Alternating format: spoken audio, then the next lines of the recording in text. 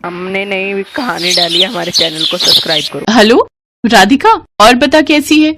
मैं ठीक हूँ, तू बता। सच कितने दिनों बाद मिल रहे हैं। हाँ, कॉलेज के खत्म होने के बाद तो हमारा मिलना ही नहीं हुआ। वैसे आजकल कहाँ रह रही है। वो मेरे हस्बैंड का ट्रांसफर हुआ है तो अब मैं इसी एरिया में रहती हूँ। वो सामने जो कॉलोनी है ना, वही मेरा घर है। चल मैं तुझे अपना घर दिखाती हूँ। सामने ए ब्लॉक में, वहां तो मेरा भी घर, मतलब मेरी कोठी है वहां पर। चल ठीक है, आज मैं तेरे घर चलती हूँ, फिर कल तू मेरे घर आना। ठीक है चल, हम दोनों बहुत सारी बातें करेंगे। अंकिता और राधिका कॉलेज की फ्रेंड्स थी। शादी के बाद पहली बार वो दोनों एक दूसरे से मिल रही थी। अंकिता की शादी एक अमीर घर में हुई थी और राधिका एक साधारण परिवार में शादी होकर आई थी। अंकिता इस बारे में नहीं जानती थी। वो जब राधिका के घर गई तो राधिका के घर को देखकर वो मुंह बनाने लगी। ये लो अंकिता, चाय पियो। राधिका, कप अच्छे से धोए है ना, क्योंकि मुझे बहुत साफ सफाई से रहने की आदत है। तुम्हारा ये घर देखकर मुझे बहुत अजीब लग रहा है। तुमने शादी किससे की है, नाम क्या है और काम क्या करता है। अंकिता, तुम मेरे हस्बैंड को जानती हो। मैं जानती हूँ? कौन है तुम्हारा हस्बैंड। सौरभ। मैंने सौरभ से शादी की है। सौरभ से? अच्छा चलो, मैंने तो उसे ठुकरा दिया था, वो मेरी स्टेटस का नहीं था। खैर मैं चलती हूँ, मेरे हस्बैंड आने वाले होंगे। और कल तुम आ रही हो ना मेरे घर। हाँ हाँ, मैं आ जाऊंगी। अंकिता भी जाने ही लगती है कि सौरभ आ जाता है। अंकिता को देखकर वो चौंक जाता है। अंकिता, तुम और यहाँ? सौरभ कैसे हो, बहुत दिनों बाद मिलना हुआ। हाँ, मुझे अभी पता चला कि राधिका ने तुमसे शादी की है। और कैसे हो? हम दोनों रास्ते में ही मिले। राधिका मुझे यहाँ ले आई और मुझे तभी तुम्हारे बारे में पता चला। अच्छा चलती हूँ, आना कभी राधिका के साथ। अब हाँ हाँ जरूर, बाय। राधिका, तुम जानती हो अंकिता कैसी है? इसे अपने पैसे पर बहुत घमंड है। तुम इसके साथ बात नहीं करो तो। सौरभ, वो कॉलेज की बात थी, अब समय बदल गया है।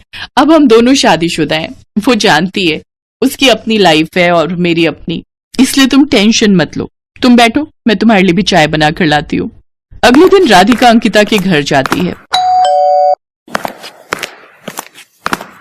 राधिका, आओ, मैं तुम्हारा ही वेट कर रही थी। ये देखो, इस करवा चौथ के लिए मैंने ये साड़ी मंगवाई है, पूरे 5 लाख की है। वैसे मैं तुम्हें क्यों दिखा रही हूँ, तुम्हारी तो इतनी हैसियत ही नहीं है कि तुम इतनी महंगी साड़ी खरीद सको। तुम क्या पहन रही हो इस करवा चौथ पर? मैं कुछ भी पहन लूंगी। वैसे सौरभ मेरे लिए एक साड़ी लाए थे, सोच रही हूँ उसे ही तैयार करवा लूं। अच्छा, मेरे तो हस्बैंड को इतना टाइम ही नहीं होता। उनकी इतनी सारी मीटिंग होती है, इतना बड़ा बिजनेस हैंडल करते हैं वो, तो उनको सब कुछ देखना पड़ता है। वो तो बस मुझे पैसे दे देते हैं और मैं अपने आप ही ले लेती हूँ। अच्छा, मैं कह रही थी करवा चौथ की पूजा के लिए तुम मेरे घर ही आ जाना। सब आते हैं, कॉलोनी की लेडीज मेरे घर पर इकट्ठा होती हैं। सबको पता है कि यहाँ बहुत स्पेस है और सबके लिए स्पेशल इंतजाम किया जाता है। गिफ्ट देती हूँ मैं सबको, और भी बहुत कुछ, बहुत मजा आता है। एक काम करना, तुम आ ही जाना मेरे घर, मैं तुम्हें इनवाइट कर रही हूँ। ठीक है, मैं आ जाऊंगी। करवा चौथ के दिन राधिका तैयार होकर अंकिता के घर पहुंचती है। अंकिता, तुम्हारी साड़ी तो बहुत सुंदर लग रही है। अच्छी लगी? Oh thank you. वैसे मैं सेलेक्ट ही ऐसा डिजाइन करती हूँ कि सब देखते रह जाएं। राधिका, तुम्हारी साड़ी तो बहुत सिंपल लग रही है। सब लोग पूजा में बैठ जाओ, मैं कथा शुरू कर रही हूँ। अरे पंडिताइन जी बुला रही हैं, चलो चलो सब पूजा में बैठते हैं, घेरा बना लो सब। सब लोग करवा चौथ की पूजा करते हैं। मेरी सारी प्यारी फ्रेंड्स, आप सबने यहाँ आकर करवा चौथ बहुत ही इंटरेस्टिंग बना दिया। सब अपने अपने गिफ्ट लेकर जाना। राधिका, तू थोड़ी देर मेरे पास ही रुक, बाद में चली जाना। ठीक है अंकिता। राधिका अंकिता के पास रुकती है, तभी सौरभ का कॉल आ जाता है। हाँ सौरभ, मैं अंकिता के घर पर थी, वो करवा चौथ की पूजा यहीं की थी। पिज्जा? ओके, वैसे आज मेरा भी पिज्जा खाने का बहुत मन है। ठीक है, मैं थोड़ी देर में आती हूँ। अच्छा अंकिता, अब मैं चलती हूँ, सौरभ मेरा घर पर इंतजार कर रहे हैं। हाँ हाँ बिल्कुल, और वैसे भी राजीव आने वाले हैं, आज मुझे उनके साथ डिनर पर जाना है। हम हर साल करवा चौथ पर बाहर ही खाना खाते हैं। ये तो बहुत अच्छी बात है, जरूर जाना चाहिए। अच्छा मैं चलती हूँ। राधिका घर आ जाती है। अंकिता अपने पति राजीव के साथ रात को डिनर करने के लिए एक होटल में जाती है। तभी उसकी नजर एक टेबल पर पड़ती है जहां राधिका और सौरभ डिनर कर रहे थे। अंकिता चौंक जाती है। राधिका अंकिता को देख चुकी थी। वो उसे आवाज लगाती है, अंकिता आओ ना, हमें ज्वाइन करो। ये मेरी फ्रेंड राधिका है, हम दोनों कॉलेज के फ्रेंड हैं। मिस्टर सौरभ? अरे राजीव जी, आप सौरभ को कैसे जानते हैं? एक दिन मैं किसी जरूरी काम से एक मीटिंग में जा रहा था तो रास्ते में मेरी कार खराब हो गई थी। मुझे अर्जेंट पहुंचना था तो मुझे सौरभ ने अपनी बाइक पर लिफ्ट दी थी और मैं समय पर मीटिंग में पहुंच पाया था। उसी दिन से हम दोनों अच्छे दोस्त बन गए। सौरभ, मुझे पता चला आपकी डील फाइनल हो गई। मुझे बहुत खुशी हुई आपकी तरक्की का सुनकर। Thank you so much Rajeev ji. इसीलिए तो हमारी प्रिय धर्मपत्नी ने बोला कि आज डिनर करवाओ। बस मूड बनाया और निकल आए डिनर करने के लिए। बिल्कुल अंकिता, तुम्हें पता है सौरभ ने मुझे स्पेशल सरप्राइज दिया। सौरभ का प्रमोशन हो गया, इसलिए आज ये मुझे पार्टी दे रहे हैं और मैं चाहती हूँ कि हमारी खुशी का आप दोनों भी हिस्सा बनो। बिल्कुल राधिका जी। आओ अंकिता, वहाँ अकेले बैठकर क्या ही डिनर करेंगे, इनके साथ करते हैं ना, तो मजा आएगा। ठीक है, जैसी आपकी मर्जी। अंकिता चुप थी क्योंकि वो जिस घमंड में जी रही थी आज वो घमंड चूर चूर हो गया था। राधिका भी समझ चुकी थी कि अंकिता का घमंड तोड़ने का इससे अच्छा मौका और कोई नहीं था, क्योंकि वो जानती थी कि अंकिता उसे कितनी बार नीचा दिखा चुकी है। पर राधिका ने अंकिता का सम्मान भी किया, साथ ही उसे अच्छा सबक सिखा दिया, जैसे कि ईंट का जवाब पत्थर से देना।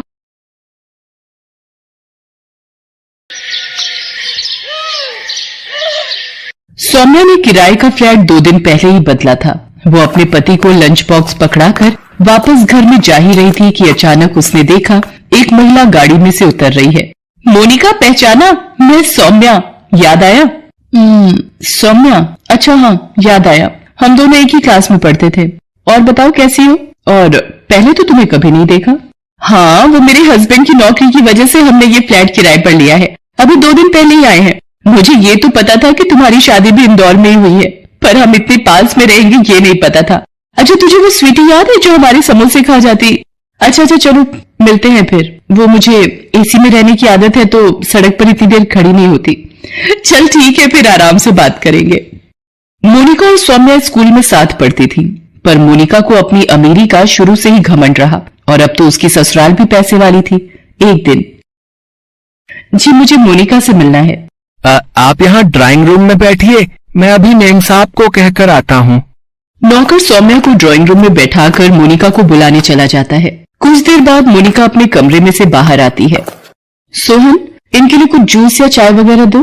क्या लोगी सौम्या? अरे चाय वगैरह तो मैं खुद ही बनाकर पी लूंगी, मेरी सहेली का ही तो घर है। मैं तो तुझे ये आम का अचार देने आई थी, मेरी सास ने गांव से डलवा कर भेजा है। वो हर साल सीजन में गांव से अचार मुझे डलवा कर भेज देती हैं। ये ले।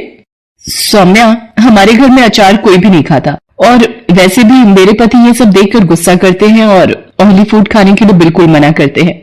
चल कोई नहीं, जब मन हो तब खा लेना। अच्छा मैं चलती हूँ। अरे चाय वगैरह तो ले रही थी। अरे वो राकेश ऑफिस से आ गए होंगे तो देख रहे होंगे कहाँ चली गई मैं। शाम को आते से मैं ना देखूं तो घबरा जाते हैं। सौम्या की इस बात को सुनकर मोनिका थोड़ी चुप हो जाती है और अपने नौकर को कहती है, सोहन ये अचार अपने घर ले जाना। चंदा ये मेज और सोफा अच्छे से साफ कर देना, जरा सी भी मिट्टी दिखी तो तुम्हारे साहब गुस्सा होंगे। मोनिका अपने कमरे में चली जाती है। करवा चौथ आने वाला था। सौम्या राकेश से कहती है, राकेश देखो, अगर मैं ये साड़ी आने वाली करवा चौथ पर पहनूं तो कैसी लगेगी? सौम्या, तुम भी क्या सोचती होगी? कैसा पति मिला है, किराए का घर, ऊपर से खुला खर्चा भी नहीं दे पाता, और तो और तुम्हारे लिए नई साड़ी भी नहीं ले सकता। क्या करूं? मेरी तनख्वाह इतनी कम है कि महीना बीतते बीतते पता ही नहीं चलता और पैसे खर्च हो जाते हैं। राकेश, मुझे आपका प्यार मिल गया। उसके सामने मुझे दुनिया की किसी भी चीज का कोई लालच नहीं। आप हो तो सब कुछ है। तुम सच में बहुत अच्छी हो सौम्या। अच्छा एक काम करो, ये 1000 रुपए रख लो, करवा चौथ व्रत का सामान ले आना। ठीक है, आपकी खुशी के लिए मैं ले आऊंगी। शाम को सौम्या बाजार जाने लगती है, तभी मोनिका आ जाती है। मोनिका, अरे तू आज मेरे यहाँ आ बैठ और बता कैसी है? मैं ठीक हूँ। वो करवा चौथ की शाम की पूजा के लिए कॉलोनी की सारी महिलाएं मेरे घर ही इकट्ठा होती हैं, तो सोचा तुम्हें भी बता दूं। तुम मेरी कोठी में ही पूजा के लिए आ जाना, पंडिताइन जी टाइम पर आ जाएंगी। अच्छा, ये तो बहुत अच्छी बात है। सब मिलकर पूजा करेंगे, फिर एक साथ बातें करेंगे तो अलग ही मजा आएगा। अच्छा तू बैठ, मैंने राजमा चावल बनाए हैं, मेरे हाथ के खाकर जाना। नहीं, मैं डाइट प्लान से ही चलती हूँ। अभी मुझे घर जाकर एक्सरसाइज भी करनी है, मेरी ट्रेनर आ गई होगी। सौम्या चुप हो जाती है। कुछ दिन बाद करवा चौथ का व्रत आता है और कॉलोनी की सारी औरतें तैयार होकर मोनिका के घर पहुंचती हैं। कुछ देर बाद सौम्या भी पहुंच जाती है। मोनिका जी, आपकी साड़ी तो हर बार की तरह इस बार भी सबसे अलग और सुंदर है। जी मिसेस चावला, वो मेरे मुंबई के पर्सनल फैशन डिजाइनर ने डिजाइन की है, पूरे 10 लाख की है। वैसे सच में मोनिका जी, करवा चौथ मनाने का असली मजा तो आपकी कोठी पर ही आता है। मोनिका, तू तो सच में बहुत सुंदर लग रही है, और तेरी डिजाइनर मेहंदी भी। पूरे 25,000 रुपए दिए इस मेहंदी के मैंने। आज तो सच में विवेक जी तेरे ऊपर लट्टू हो ही जाएंगे।